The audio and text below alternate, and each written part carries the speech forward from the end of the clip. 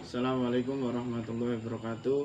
Perkenalkan, nama saya Fajar Aristiawan, NIM 12631120121. Di kelas MD 2A ini saya akan mempresentasikan tentang masalah dan topik penelitian kualitatif. Yang pertama yakni substansi masalah kualitatif. Dalam penelitian sosial, masalah penelitian, tema, topik, dan judul penelitian dapat dijelaskan sebagai berikut. Kita ke masalah terlebih dahulu. Masalah adalah suatu problem yang dirasakan penulis atau kelompok, atau yang bisa dikatakan masyarakat juga bisa dikatakan ada masalah gitu. Melanjut ke bahasan topik. Topik ada pokok pikiran yang penting atau sebuah pemikiran, yang sebuah wacana dari hasil pemikiran yang akan dipraktekkan langsung.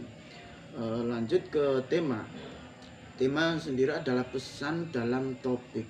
Pesan yang dalam pemikiran itu akan disampaikan ke objeknya gitu.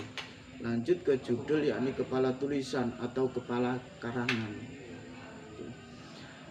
Tidak ada persoalan yang serius dalam membedakan masalah atau tema, topik, dan judul kecuali pada luasan wilayah dari nama-nama tersebut. Seperti masalah lebih luas dari topik, lebih luas dari tema, lebih luas dari judul, dan judul adalah kepala sebuah karya ilmiah. Contoh ya, sebagai contoh sebuah penelitian yang berjudul saya ambil dari judul Dending dan Rawa, sebuah kajian komunikasi budaya terhadap penyelesaian topik di Kabupaten Manggarai. Maka tema dari judul itu adalah mendamaikan dua komunikasi yang bertikai.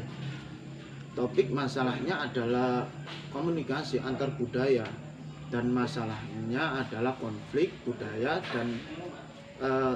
dan masalahnya adalah konflik yang ada di masyarakat tersebut. Itu. Lanjut ke B, pertimbangan memilih masalah ya. Pertimbangan memilih masalah, satu ada pertimbangan objektif. Pertimbangan objektif adalah pertimbangan berdasarkan kondisi masalah itu sendiri.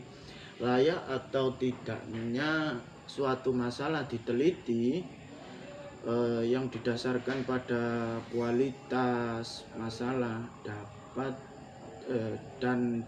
dapatnya masalah dikonseptualisasikan.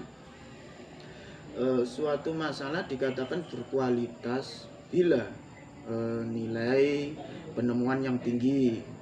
Masalah tersebut adalah masalah yang saat ini dirasakan oleh kelompok atau masyarakat, atau bisa dinamakan juga dengan kelompok masyarakat. Contohnya ya, di masyarakat ada suatu perkumpulan, lah itu ada perdebatan pemikiran satu dan pemikiran dua, itu juga termasuk permasalahan yang perlu dibereskan, yang perlu dituntaskan. Tuh. Penelitian terhadap suatu masalah juga bukan merupakan pengulangan terhadap penelitian sebelumnya oleh orang lain. Masalah yang akan diteliti tersebut mempunyai referensi teoritis yang sangat jelas, kalau bisa dikatakan begitu. Lanjut lagi ke masalah penelitian, juga bisa dikatakan dapat dikonseptualisasikan apabila masalah tersebut dapat menjawab pertanyaan. Saya contohkan di bawah ini. Apakah masalah itu memiliki batasan yang jelas? Itu pasti ya. bagaimana bobot dimensi operasionalnya dari masalah itu, apakah masalah penelitian itu dapat dihipotesiskan. Seandainya diuji nanti, apakah masalah penelitian memiliki sumber data yang jelas, yang konkret, yang fakta. Dan lanjut mempunyai pertanyaan, apakah masalah itu dapat diukur sehingga dapat didesain atau digambarkan gitu supaya permasalahan tersebut bisa selesai. Tadi kita menjelaskan tentang pertimbangan objektif. Sekarang lanjut ke pertimbangan subjektif. Pertimbangan subjektif adalah pertimbangan yang berkisar tentang kredibilitas calon peneliti terhadap apa yang akan ditelitinya, karena itu masalah yang dipertanyakan, masalah yang harus diselesaikan gitu. Setelah ini saya akan memaparkan sebuah pertanyaan yang mengacu ke dalam pertimbangan yang subjektif. Satu, apakah masalah itu benar-benar sesuai dengan minat peneliti atau tidak? Keahlian dan disiplin itu